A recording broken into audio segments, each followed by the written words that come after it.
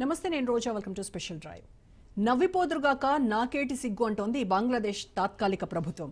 ప్రజలతో ఎన్నుకోలేదు, ప్రజల ద్వారా గెలవలేదు, కానీ ఇండియాపై మాత్రం అక్కసు ప్రదర్శిస్తూనే ఉంది. చిన్న పొదుపు సంఘాలను ఏర్పాటు చేసి తద్వారా ఆర్థిక నిపుణుడు అన్న పేరు సంపాదించి నోబెల్ అవార్డు గెలుచుకున్న మహమ్మద్ యూనస్ బుద్ధేంటో ఆయన పగ్గాలు చేపట్టిన నాటి నుంచి మనం చూస్తూనే ఉన్నాం. ఇండియాకు వ్యతిరేకంగా ఓవైపు పాకిస్తాన్, మరోవైపు చైనాలను ఉసిగొల్పి తన పీఠం కాపాడుకోవాలని చూస్తున్నాడు. తాజాగా చైనాకు వెళ్లి బంగ్లా పాలకుడు వక్రబుద్ధిని చాటుకున్నాడు. ఇండియాపై వ్యతిరేకతతో చెలరేగిపోయాడు. ఇండియా భిక్షతో స్వాతంత్రం సంపాదించిన దేశంలో ఉన్న ఒక పెద్ద మనిషి సాగిస్తున్న దౌత్య అరాచకం ప్రపంచంలో మరెవ్వరికీ సాధ్యం కాదంటే నిజమేనని అంగీకరించాల్సిందే.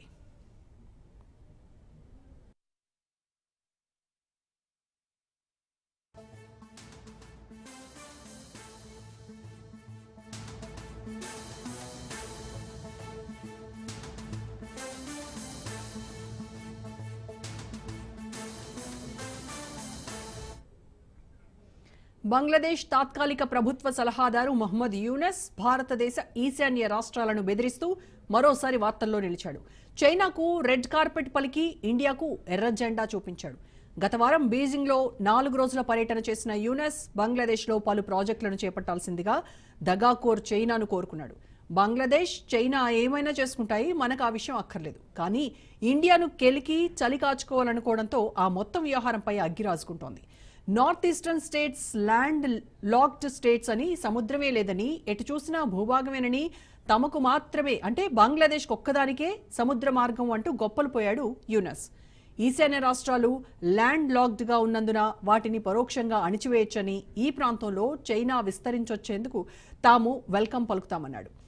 7 రాష్ట్రాలను సముద్ర మార్గం ద్వారా చేరుకోలేమన్న ఆయన సముద్ర జాలాలన్నింటికీ తామే రక్షకులమని కలరింగిచ్చాడు. ఇండియా ప్రమేయం అక్కడ ఉండదని, ఇక బంగ్లాదేశ్ ఆధీనంలోని సముద్ర జలాల్లో చైనా ఏమైనా చేసుకోవచ్చంటూ అక్కడి పాలకులను రారమ్మంటూ స్వాగతం పలికాడు.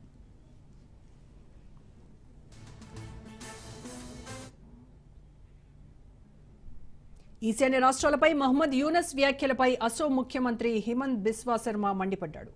నోటికి ఎంతొస్తే అంత మాట్లాడతావా యూనస్ అంటూ గయ్యమన్నాడు. ఇలాంటి వ్యాఖ్యలు ప్రమాదకరమని, ఇండియాను లైట్ తీసుకుంటే తిప్పలు తప్పవన్నాడు. ఇకనైనా ఇండియా బంగ్లాదేశ్కు చెక్ పెట్టేలా వ్యవహరించాలన్నాడు. చికెన్ స్నెక్ కారిడార్ను తక్షణం డెవలప్ చేయాలన్నాడు. చికెన్ స్నెక్ పశ్చిమ బెంగాల్లోని సిలిగురిలోని ఒక భూభాగం. ఇది ఈశాన్యాన్ని భారతదేశంలోని మిగిలిన ప్రాంతాలతో కలుపుతుంది. నేపాల్, బంగ్లాదేశ్, భూటాన్ ఈ ప్రాంతాన్ని చుట్టూ ఉంటాయి.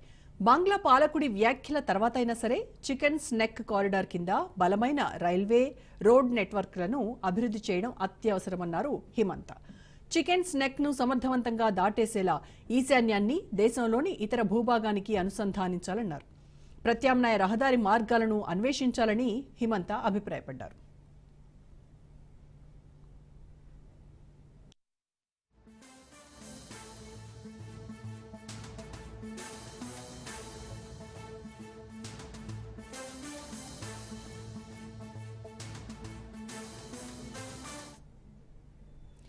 ఇంజనీరింగ్ సవాళ్లు ఎన్నున్నప్పటికీ దృఢ సంకల్పం, కొత్త టెక్నాలజీతో సాధించి బంగ్లాదేశ్కు వెన్నులో వణుకు పుట్టించాలన్నాడు హిమంత బిస్వా శర్మ. యూనస్ రెచ్చగొట్టే ప్రకటనలను తేలిగ్గా తీసుకోకూడదన్నాడు. ఢాకా విధానం ఈశాన్య ప్రాంతాలకు ప్రమాదకరమని, దీనిపై కేంద్ర విధానమేంటో చెప్పాలని కాంగ్రెస్ నేత పవన్ ఖేరా దుయ్యబట్టారు. ఈశాన్యాన్ని దేశంలోని మిగిలిన ప్రాంతాలకు అనుసంధానించే మరింత బలమైన రైలు, రోడ్డు నెట్వర్క్లను అభివృద్ధి చేయడం అత్యవసరమని అన్నారు. ఈశాన్య భారతదేశంలోని 7 సోదర రాష్ట్రాలను ల్యాండ్ లాక్డ్ గా పేర్కొంటూ బంగ్లాదేశ్ను సముద్రానికి సంరక్షకుడంటూ యూనస్ ప్రకటన అభ్యంతరకరమైనదని మండిపడ్డారు. యూనస్ వ్యాఖ్యలపై ప్రధాని మోడీ ఆర్థిక సలహా మండలి సభ్యుడు Sanjeev Sanyal social media X వేదికగా విరుచుకుపడ్డాడు. అసలు మీరేం చెప్పాలనుకుంటారో మీకైనా అర్థమవుతుందని ప్రశ్నించాడు. ఇండియాలోని 7 రాష్ట్రాలు ల్యాండ్ లాక్డ్ స్టేట్స్ అని బహిరంగ కామెంట్స్ చేయడం అవసరమేంటన్నాడు.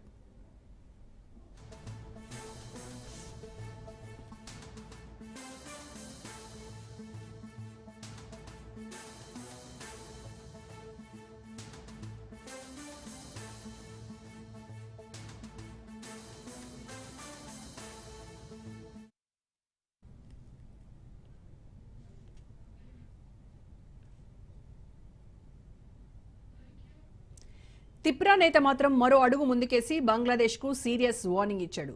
త్రిపురలో తిప్రామోత పార్టీకి నాయకత్వం వహిస్తున్న ప్రద్యోత్ మాణిక్య తీవ్ర వ్యాఖ్య చేశాడు.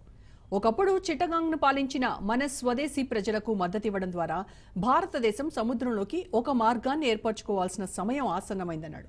తద్వారా మనం ఇకపై కృతజ్ఞత లేని పాలనపై ఆధారపడకూడదన్నాడు.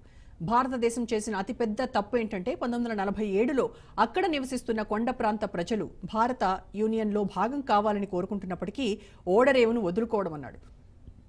యూనస్ తనను తాను సముద్ర సంరక్షకునని అనుకుంటున్నాడని, కానీ 85 ఏళ్ల వయసులో స్టాప్ గ్యాప్ పాలకుడన్న విషయాన్ని మరవద్దన్నాడు.